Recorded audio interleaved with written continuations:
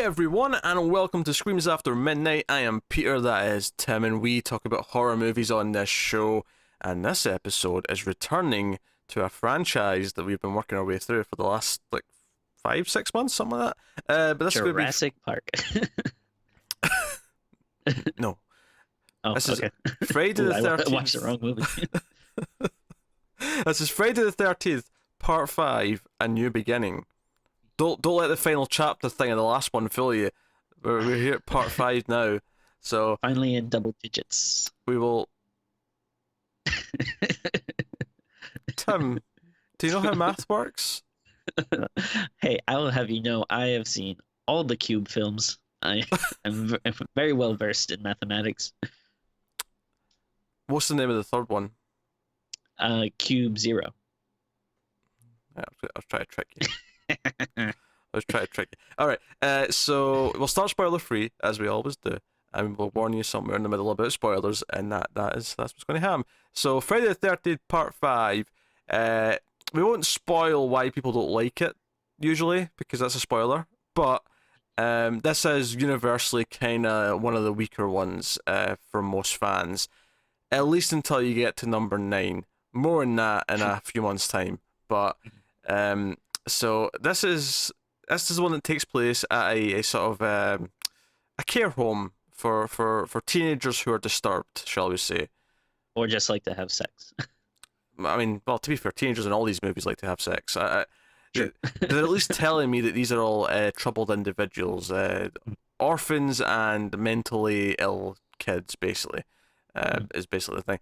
And Tommy Jarvis from the last movie, who's now like 17, so we've went up a few years. So given that there was like a 5-year jump between was it 1 and 2 that had the 5-year jump, and then this had a 7-year jump or something like that. We're at least into the early mid-90s now. At least we should be anyway. Okay. Doesn't feel like it, but No. Technically this should be the early 90s by now. This came out in 1985 for the record, just to put it into what it's really treating as present day. But and of course killings start happening, and the local neighbours obviously think that some sicko from the nut house that's or near us will be one of them. One of them's doing it. So the sheriff's looking into things, and that's basically the movie. So I'll ask the question. Obviously, we've seen this before. We've both seen this before, multiple times, I imagine. So, Tim, do you enjoy Friday the 13th, Part 5, A New Beginning? No. I'm not sure what your feelings are, Tim. You've not made it very clear. You're being very on the lines, very grey. I mean, pick a side. Sure, there's some. I mean, as both lovers of bad movies, there's definitely some dumb cheesiness that's kind of fun in this movie. So I'll give it that. Like, it is. I think it's definitely a bad movie. It's pretty bad, but it can be kind of a fun watch. Like, it's not like boring. It's fun to watch with friends and make fun of. But yeah, I mean, overall though, it sucks. Yeah, if I was to sort of sum it up, I'd say it is a bad movie. It is the weakest one before we get to 9, but I still think it's easy enough to watch. Like, Yeah, definitely. it still kind of slots into this is just like one of those generic 80s slasher movies. It just happens to be one of the Friday the 13th sequels, but I still think it falls into perfectly watchable. Yeah. And it feels a bit as a slasher movie because you can tell this was one that was edited down to because the MPA were probably on their backs. Because a lot of the kills you don't see the penetration; it just kind of cuts away as the kills happening, which is unfortunate. It's also notable they treat this one kind of again like, we're not going to show Jason until the last act. For most of the movie, it's just like the hands coming in and the POV and all that kind of stuff. They do a lot of that this movie. Honestly, I think my biggest critique of this one, beyond the obvious thing we may get to spoilers, is that I feel like, not that characters in these movies tend to not be very deep and they tend to be very thin, right? And they're just kind of there to be killed off. But I think at least normally I get the feeling that, okay, they've been introduced as a group and they're around for a little while before they start getting killed. I had this weird feeling in this movie that I kept being introduced to a new character only for them to die in the very next scene, or in some cases the same scene they're introduced in. Like instead of like getting to know a group of characters and then having them picked off one by one, I feel like, I'm introduced to this character. Okay, next scene that I see him in, he's dead. I introduced to this character. Next scene I see her in, she's dead. It was very odd. It was almost like, I mean, obviously we joke a lot that in slasher movies, okay, characters are just introduced so they can be killed. That's very true. But in this one, it was kind of like, okay, we need another one to kill. Okay, introduce them now. Yeah, I think that is one of the like, from a technical standpoint, yeah, it does not make for a very good rich film. But I guess in a kind of bad slasher movie where you want like a high body count, like it is nice that there are a lot of deaths in this. Like that's one thing I will give it. Like there's definitely isn't a shortage of death. Yeah, and here's the other thing. So I feel like Tommy Jarvis is supposed to be the main character, but there isn't really a main character. Yeah, he feels like he disappears like halfway through the movie. He does, because like there's a scene where he like busts out some random kung fu. More than that later. Oh yeah. Right, but after that scene, he basically disappears until like the last 5-10 minutes. Like he shows up during the final like chase down, if you will, and I'm like, oh yeah, he's been just gone for like 30 minutes. Like what happened to him? It's bizarre. Like I think I mean, arguably the woman who helps run the place is kind of the main character because she's the one running, but also the kid.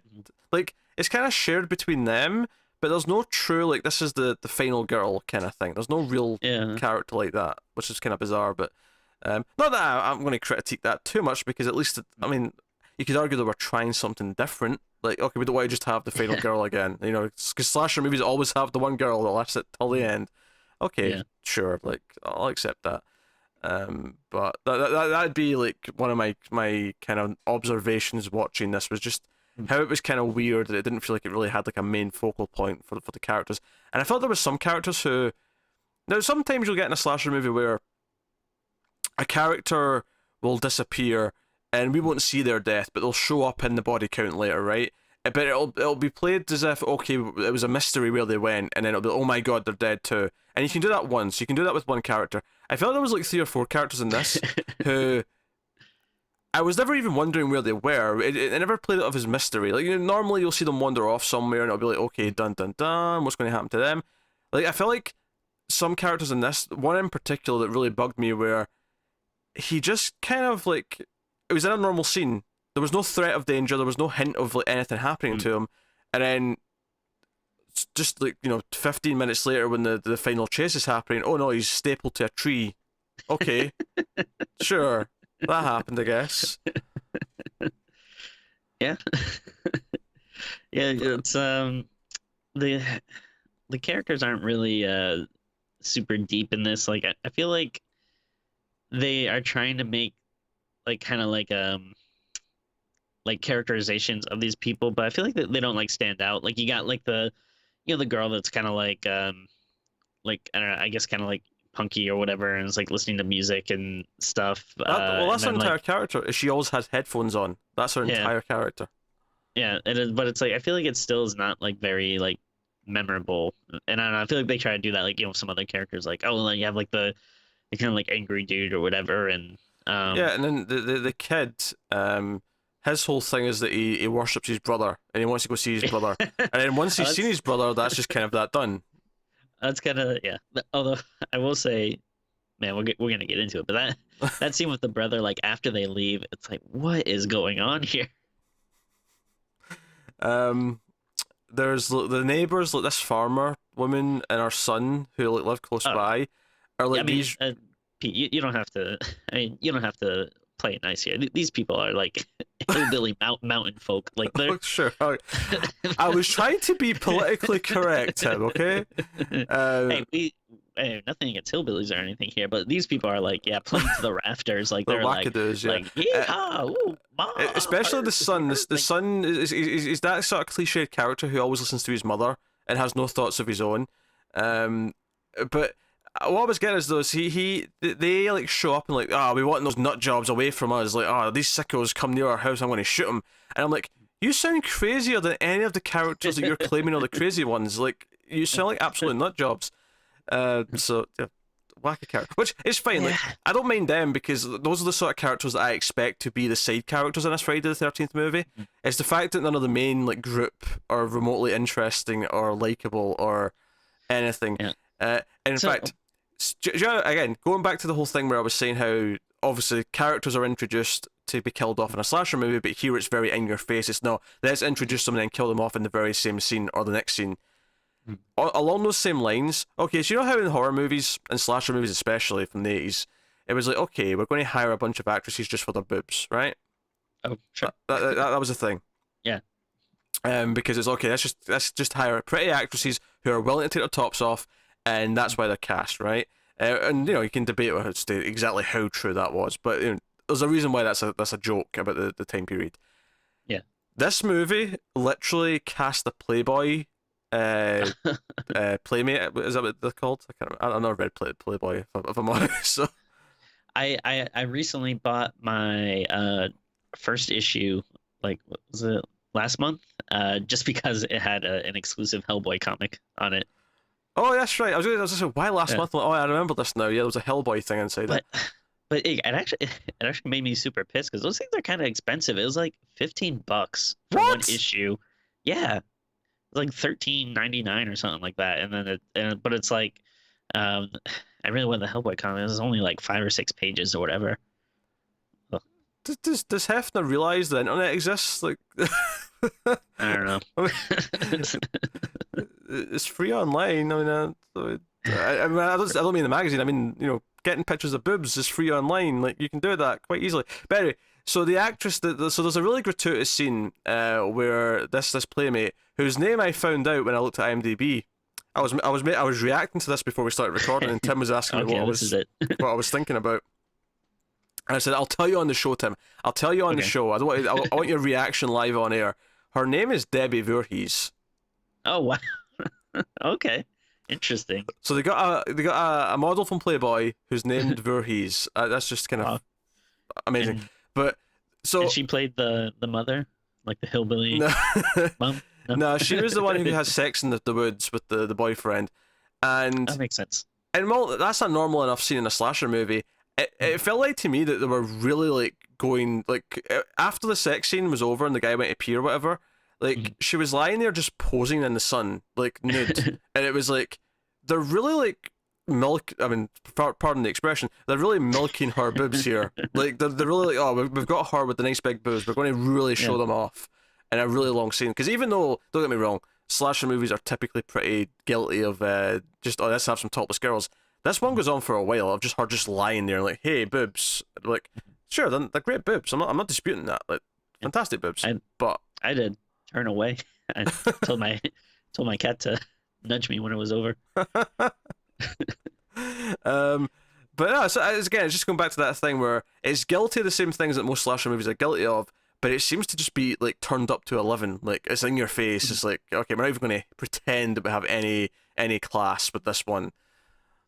I mean, it's almost as if like, I mean, I could be wrong here, but it kind of felt like maybe they just wanted to make some money. Like they didn't even care about the franchise. I mean, I doubt it, but Tim, you might be onto something. Maybe onto something. I mean, say it ain't so. Not all of my favorite Hollywood actors and directors. Well, I think it's interesting that they clearly wanted 4 to be the final one, and then it made enough Oh, money. really? What makes you think that? It made enough money that Paramount said, "No, make a 5th one."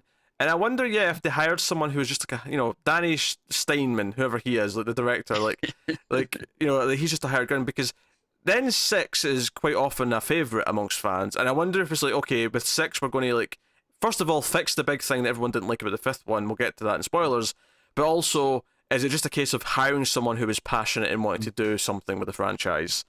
It's the new Coke model that you change the recipe, get everyone mad, and then you introduce bring back classic Coke, and everyone's like, oh yeah, finally, great. Kinda, I guess it's kind of like that. But yeah, so I guess that's the spoiler-free section, unless you have anything else you'd like to add. That's I mean, you know me, I'm a calculator. I love adding things, but I think in this case, we could go right into spoilers. all right. Full spoilers then. So I just wanted to say that thing about calculators, but I could tell. I could all tell. So the big thing in this one is that Jason's not the killer. right. Wait, Uh, what? yeah, it's Roy, the ambulance driver, who's in two whole scenes. It's just funny to say. Like, at least if it's not gonna be Jason, like at least have it be something like, oh, like it's a crazy maniac, blah blah blah. But just being like, it's Roy, the ambulance driver. Well, here's the Like, thing it's like, though, like the Roy, the paramedic, he only you see him in the scene. There's a death at the house, right? The halfway house, this and might be one of the best oh, we'll come back to deaths. this. We'll come back to this. Don't you worry. Both the death itself and then the actual paramedics showing up for it, because both of those scenes are worth talking about. Uh, and then you see him again in a random scene where like another dead body's been picked up, and he's just kind of there for a joke, where the sheriff like kind of says something and he overhears him. Says, "Oh, not you, Roy. You're good." And Roy like goes on about his business to the point where you only see him twice. So when he's unmasked at the end and you see him, like, I mean, I knew who it was this time because I've seen the movie multiple times. But the first time I saw this movie, I didn't remember what his face looked like. No, yeah. I didn't know who it was. I was like, "Oh, who's this?" And it wasn't until the final scene where the sheriff sits down with the survivors and says, "Oh yeah, it was Roy, the paramedic. He must have," because the twist is here that he wasn't always a killer. He became a killer in this movie because his son was murdered at the start. Because his son was at the halfway house. Joey, I believe his name was the Yep. fat kid who's always eating a chocolate bar. Who I like to describe as basically like 10 Shellys. Yeah, because Shelley, I don't think it was that bad. We joked that Shelley's Yeah. kind of annoying, but he's kind of likable annoying. Joey is just annoying, and not just to us, to the other characters as well, because he's trying to help. Because and- he was in the background for like one scene before this, but this is his only real scene, is the scene where he dies. Yeah, and they do that movie thing too, where it's like they'll have like a fat character or something, and it's like, oh, it's not like bad enough that they're big or whatever, but they also have to be like constantly eating and have food all over their mouth and stuff, and Because like he wants to prove that he can help people, so he's really annoying. And he's like, "Oh, I can help you girls do laundry," and then he like Yeah. wipes chocolate all over the clean laundry that they're hanging up to dry. And then he goes over to this hothead who's like chopping wood, and he basically annoys the hothead so much who's chopping wood that the guy just like turns around and stabs him in the back of the head with an axe. which it's so funny because it's just so unexpected. Like even in like all right, a Friday the 13th movie where you expect there's gonna be a lot of kills because of Jason and stuff. Like you said, we were just introduced to this character, and all of a sudden he's murdered by someone that's not even Jason. It's kind of insane. Yeah, not a mass kill. This is someone who's immediately arrested. Yeah. This guy goes to prison for the crime.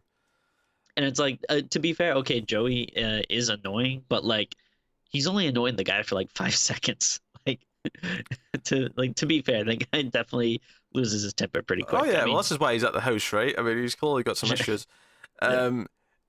And then the paramedics show up, right? The two guys show up, and there's like a sheet over the body, and they lift the sheet. The one guy lifts the sheet up, and Roy reacts to it, as does everyone else. And they also go, "Oh." The other paramedic who's there, who's constantly chewing gum, just sort of looks up at everyone. He sort of smiles and says, "Oh, a bunch of pussies." And then he's like, "Hey, Roy, come and get your hands dirty." And he just keeps smiling and chewing his gum. He's like, even if he's not bothered by this, he is so happy to like be like just kind of jovial about it in front of all these people who are just horrified that their friend and whatever's dead. yeah. And I guess no one knows that that's his son. Like, Yeah, no it's one like knows. Yeah. okay. Sure, why not? For whatever reason, no one knows. Which actually reminds me, when the sheriff's explaining all this at the end, that that's his son, he's like showing like the surviving girl newspaper clippings, and there's one of Jason in the hockey mask, and it's like a close-up shot of his face, and I'm like, who got this photo? Do you think possibly that like Jason is Peter Parkering it? Like he's setting these photos on a timer, then like selling them to like the Daily Crystal Lake or something to make money. He's going through these newspaper clippings, he gets to this photo of Jason with a hockey mask, and I'm like, who got this? Like, You know what? I mean, that's pretty bad, but you know what's worse? And I think I forget what podcast I was listening to, but I think they just brought it up here. But do you know in movies where sometimes like they'll show a character and they'll have like pictures or something hanging on their wall on their desk, and like the pictures are from like scenes in like previous movies or whatever, but it's just like an actual scene where it's like, well, no one had a picture or no one had like a camera or anything there. I've never noticed that with a photograph, but that does bug me when it's Like, like it's maybe surveillance footage of a scene, but it'll have like edits in it, like the scene actually had when we saw it the first time. oh, okay, yeah, like I think in the podcast I was listening to, the example they gave is in Crystal Skull, which I mean, no one wants to go back and watch it, but like I guess there's a scene where like you see on Indiana Jones's desk, there's like a picture of what's his face, his dad, uh and but it's like just like a scene straight out of like the Last Crusade, where it's like, yeah, no one was like taking a picture at that point, Mm. but I don't know, just one of those dumb movie things. Yeah, no, it's a thing. It happens. But yeah, so Roy, the ambulance guy, he's just like he's a nothing character, and then it turns out oh his son was killed, so he became a serial killer to punish everyone involved, and Specifically Jason for some reason. yeah, he is. Like, I guess that was just so that no one would suspect him. Like, it was no, it's just Jason. No one's going to I look for who guess. the Yeah. killer is because it's Jason. That's the Now, justification. now, do you? I feel like the movie really wants you to think it's Tommy, Mm-hmm. which is just like, and I guess that's kind of evidence and even confused with like the ending, but I don't Yeah. know why they have like such a hard on for like trying to make you think that. Well, I think that was meant to be like. I think the plan here originally was that this movie set up that Tommy was going to become the new killer, right? And then in Well, movie number six, I guess four kind of ended with like he had like a little weird look on his he face or did, yeah. something. So Okay, I yeah. think the idea was that he was going to grow up to be the new killer, and I think that five was meant to be this sort of intermediate film where by the end of the film he became the killer, right? That was the final scene. Okay, Um, that because makes that's sense. what happens. He survives. He wakes up and he has this dream where he kills the girl, and then he finds the hockey mask in the and the Dude, this, why the guy's hockey mask is in the drawer in the hospital room next to him. I do not know, but yeah, this was like mm, not as bad as like the end of Return of the King, but man, this was one of those endings where I was like, how is it not over yet? Like it just keeps going and going. I'm like, oh my god, just end. and you hear a smash and the girl runs in and you think he's jumped out the window and it's all mysterious, but instead he's behind her with the knife and it's implied that he's killing her, right? It's implied that he's stabbing her. And this is all after a dream sequence he had, which is Yes. that's always fun in a movie to have a dream sequence And and it's a then dream sequence that kind of leads straight after all the explaining from the sheriff, so it's kind of murky in terms of when the dream actually started, but whatever. So right, so I think the plan was is that that was the intention, and I don't even think this is a bad idea. I don't even think it's a bad idea that Tommy would become the new killer. But there was such a backlash to Jason not being the killer in five that I think they just completely abandoned it. And basically, six ignores this ending. It completely ignores this. In fact, Tommy's character in six feels nothing like he did in five. He's just like a. I mean, I wouldn't say he's completely normal, but he's not this like quiet guy who's angry and you know he's actively trying to stop Jason in six, but he's not like this weird, like creepy, quiet guy who's dangerous.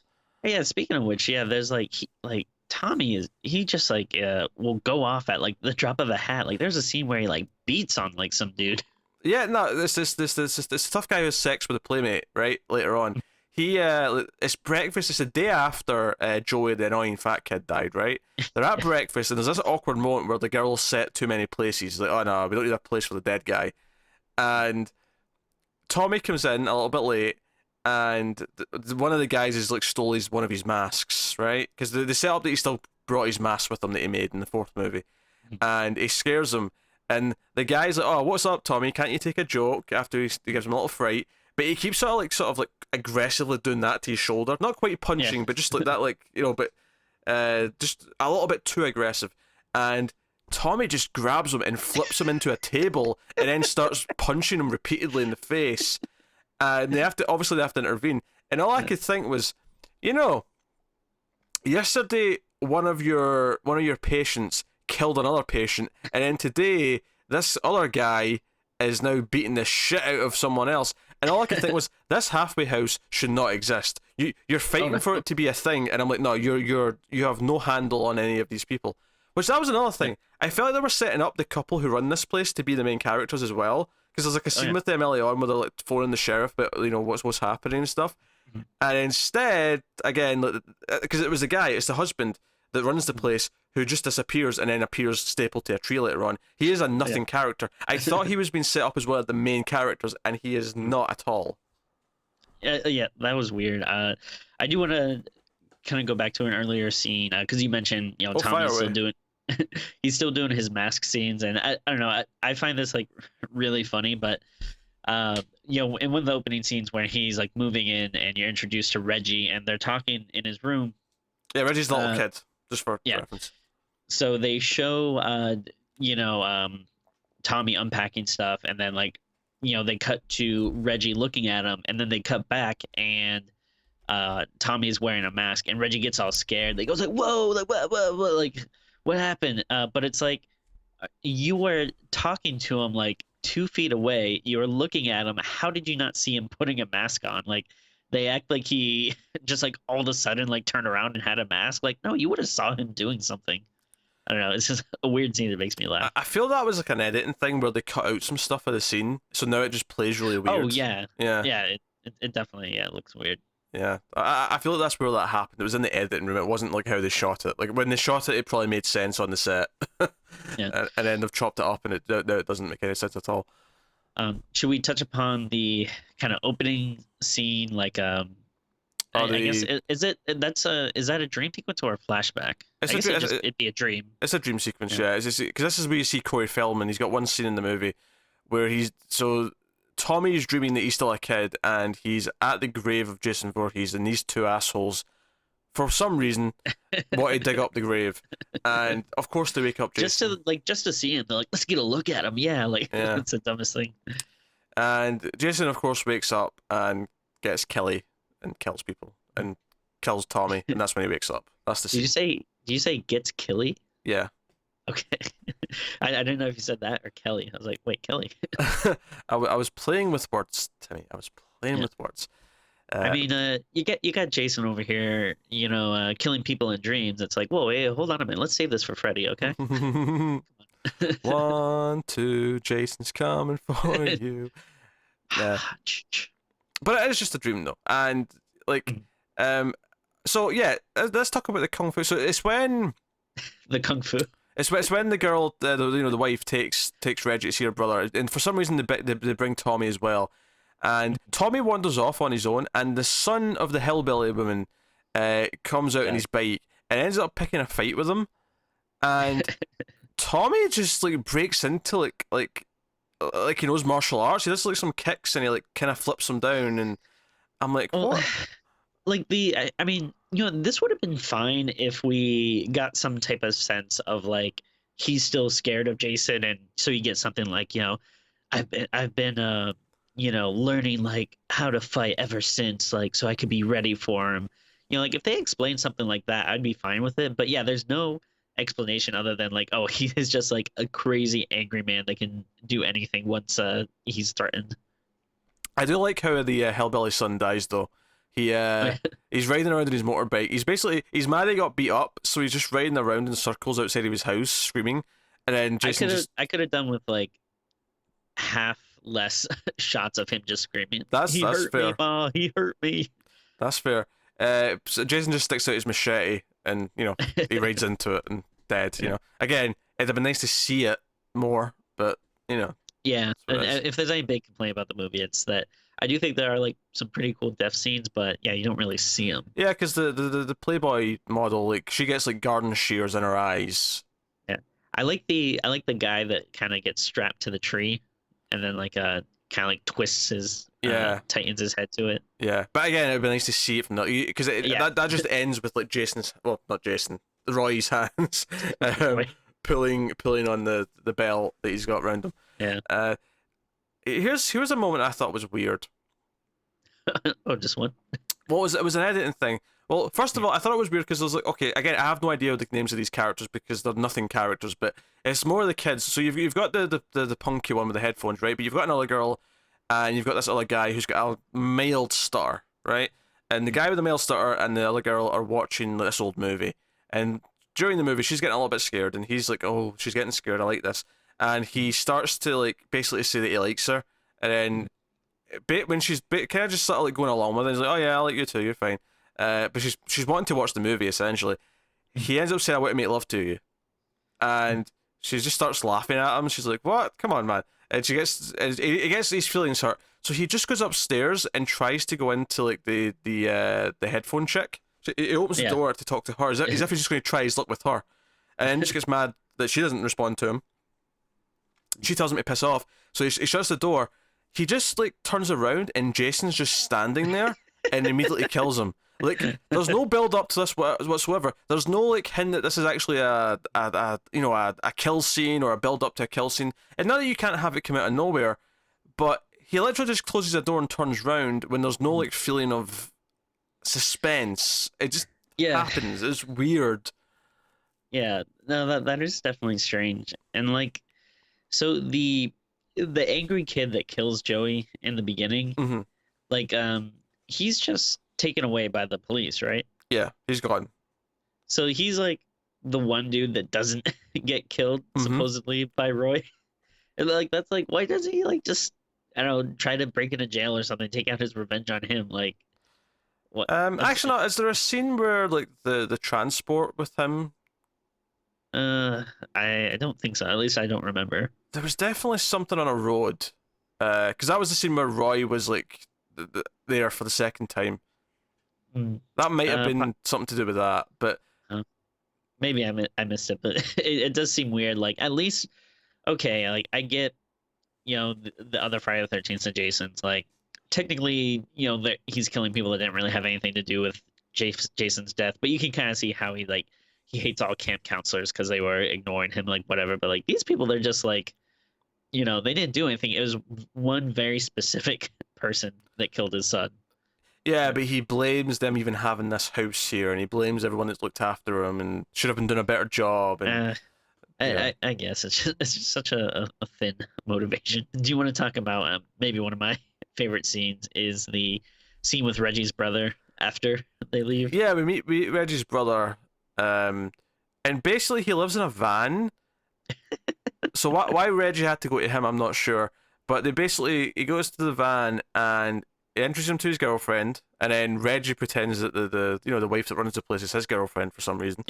And he gives him some food. He gives him an enchilada, which is important. It's an important plot point because when Reggie leaves, which he basically just sits with him for like 10 minutes and then leave. I was like, okay, this is what you've been looking forward to this whole time, Reggie. This is weird. But he basically is like, oh no, it's the enchilada, and he runs to the little the toilet, the little it's like an outhouse. Yeah, the outhouse, whatever. Yeah. And then like his girlfriend starts shaking. And again, we've been introduced to these characters in this scene. Like, we've not met his Reggie's brother and his girlfriend before now. This is just they were interested in this scene, and they'll be killed in this scene. But she is killed outside, of course. But his death in particular is kind of a fun idea because the killer's just like jabbing his machete into the toilet, like from different sides until he eventually like stabs him. But it's just like it's almost like an extreme version of a game show game. Yeah, I mean, I think you're skipping over the best part here, though. Oh, go on. What's the best part? It's just so crazy that him and his girlfriend start singing a song, I guess, to like soothe him while he's on the toilet. Because he's constipated. He's feeling rough. Yeah. So like, and he's mad at the girlfriend because she's shaking the thing at first, but then she calms him down by singing the song, which is just "Oh baby, baby, baby," and then he sings it. And again, this scene it feels like it goes on forever. Like I don't know why they want to just throw in this, maybe one of the most like generic songs ever. I mean I don't know if it's meant to be like a full song, but just constantly repeating "Oh baby, oh baby." I don't know. I think it's hysterical. No, sure. Yeah, I agree. And then the other set of characters who were introduced just to be killed off before this, we see like the orderly once at the house, but then he's picking up his girlfriend at the restaurant, the diner she works at, and we've not seen her before. And this is the scene where they both die. Like he gets killed in the car, and then she gets killed as well. And again, like I feel like there's no suspense in this because as soon as she finds the guy's body, which is very quickly, she just gets killed almost immediately. Oh yeah. That's it. It's done. It's very very quick. And it's bizarre. Like we have so many characters being killed, but like so many of them die really sudden, like unsatisfying ways. And then the ones that have really fun inventive kills, because I think there is some inventive kills, they all cut away before you get to see the actual thing. Yeah. Yeah, I mean that's a real shame. Like without actually seeing the kills, it's a lot less fun. Like, you're still kind of laughing at all like the cheesiness and absurd, ness of it, but yeah, like if you're not actually seeing the gore and the kills themselves, it's kind of lackluster. Also, I guess the point where just before the final act kicks off, where they kind of realize, wait, there's like 5 of our kids are missing now. We should probably do something about this. And then, can we talk about how over the top and silly it is that when the wife who runs the place is running around, she's essentially become the final girl for Jason to chase. And it's not Jason, but you know what I mean, the hockey mask. I'm calling him Jason until we're talking about Roy. Um, she's actually almost about to be killed, and Reggie drives a tractor through a barn wall and comes and hits Jason. Well, Roy. Or Roy, sorry. Yes, Yeah. Roy. Um, Which yeah, and then you got to keep in mind like Jason, you can make these like leaps in logic that he's some type of supernatural entity. So so, yeah, certainly when we get to 6 and he's basically resurrected, we can for yeah. sure. Yeah. So you kind of expect him to get hurt in that really crazy ways and still like keep on going on. But like Roy, he's just a normal guy. He's just an ambulance driver. He Yeah. shouldn't be like getting up from getting run over by a tractor. And I thought it was funny that they basically, from here on, the chase goes to a barn, and I thought, wait, we ended the third movie in a barn. The entire third movie's climax was around the barn. It felt odd that we were doing the same thing again. But of course, Tommy shows up and he tries to just talk to Jason. He's like, Jason, Jason, and it ultimately just becomes kind of, oh, we need to push Roy off the barn, and he lands in the spikes, and then the mask comes flying off. I kind of like this idea where like Tommy is seeing like visions of Jason like earlier in the movie. So when he first sees him, he doesn't realize that he's real. Like I thought that was kind of like an interesting idea, but it just again it's like a nothing thing. But again, when he showed up here, I was like, oh, where's he been for the last like 30 minutes? Because True, yeah. at this point, we know he's not the killer because he's standing in front of Jason. Right. Yeah. But like, it's weird. Maybe that's the point, is we're supposed to buy that he was the one going around killing people. But I mean, I don't know. Yeah. It feels weird. I'll give it. There's one little touch I do like though, is if we're going with the idea that it's not really Jason the whole movie, and then Tommy's becoming the new Jason at the end. I like that the whole movie there's no there's none of that stuff in the score until Tommy has the scene at the end where he sees Jason and he puts on the mask, and then you hear the. It's fair, yeah. That's a nice touch. If you're going with that idea, then that's a nice little touch in the music to kind of like symbolize that he's becoming the true new Jason. Until they just ignore it in 6, and finally a new beginning. There's finally a new beginning. Yes.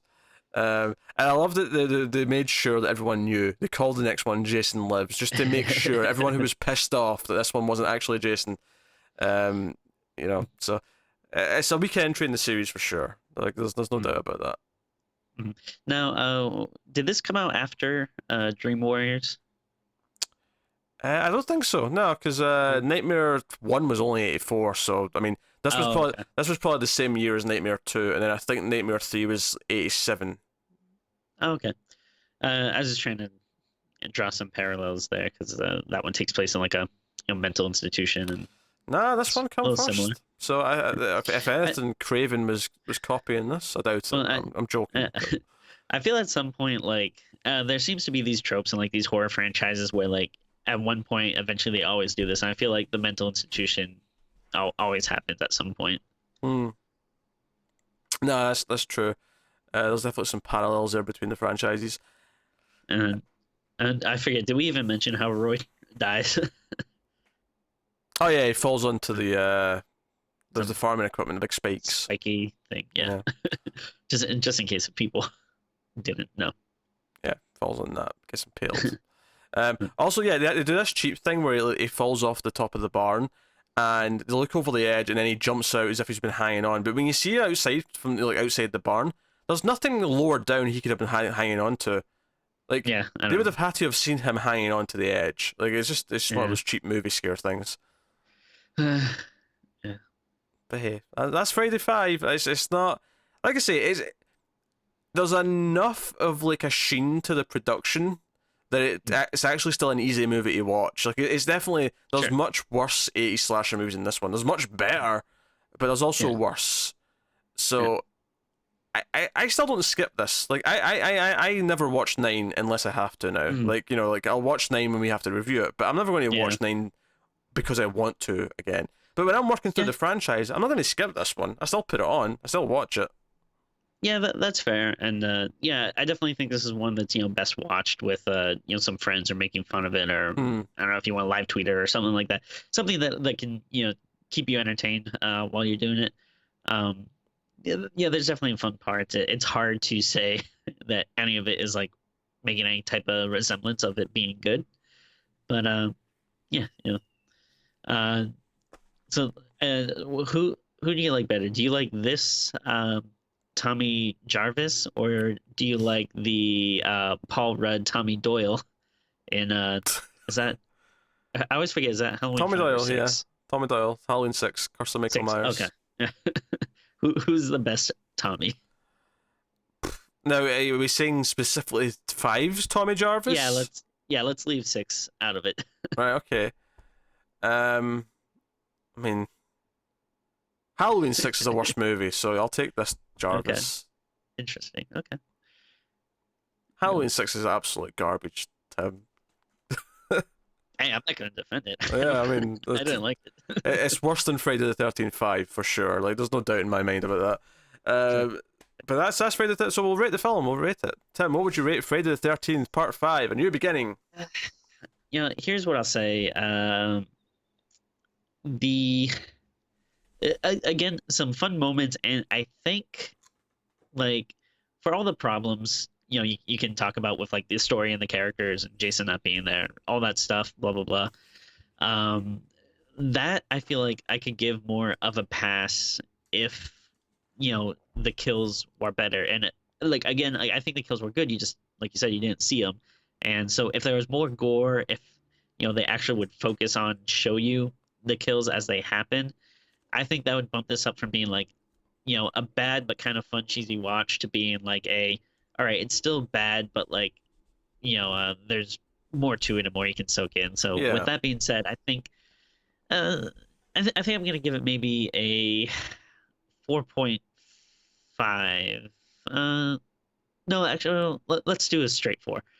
I think if if the kills were better, I could bump this up to a 4.5 or a 5. But Yeah. about that. I just remembered the girl who turned down the stuttering guy goes Oh, up right. to her bedroom and just takes off her top, and she just goes to Yeah. bed topless. So again, more gratuitous boobs. And then she just turns to Hey. find a dead body. And then they actually repeat the kill from the first movie where it's not the same weapon, but it's the same way of like stabbing through the bed. Yeah. So, That's true. And I mean, to be fair though, no judgment on her. It gets really hot in my apartment. I do sleep nude in the summer sometimes, so think about that. I did not need to know that, Tim. Did not need to know that. Honestly, I'm going to agree with the 4. I think 4 out of 10 is kind of what I'd give it as well. It's not like, it's not down there with the 3s and 2s and some of the absolute garbage we do. Yeah. But it's not a good movie. It's definitely the weakest of the franchise, barring 9. Mhm. So that's Friday the 13th Part 5. A New Beginning. Let us know what you think of the movie in the comments below. Like and subscribe and all that stuff. Get us on the Twitters at mail_fuzz for channel updates. Definitely check out patreon.com/mailfuzztv. If you want to support us, you can do that over there. There's bonuses. You get to vote on an episode every month. You get to vote for whatever. I haven't picked the movies yet because we're recording this a little bit in advance, but the vote this month are all hotel themed movies. So patrons can go and check out that vote by the time this is up for sure. So you can look at that, and then there's the Crypt, which you get to submit movies to like a sort of to watch list, and every so often we'll pick one or we'll put them in a vote on Patreon. So you get to do that. Those are the perks that are specific to Screams After Midnight. but there's obviously stuff for all the other shows we do as well. So no, check out that. But like, subscribe, all the usual stuff. Get us, you can get me on Twitter at Wibble89. Tim, where can they find you on Twitter? At Tim Vargulish. They can indeed. But that is us. So thank you once again for watching or listening. We always appreciate it. Keep watching scary movies, guys, and we'll see you next time.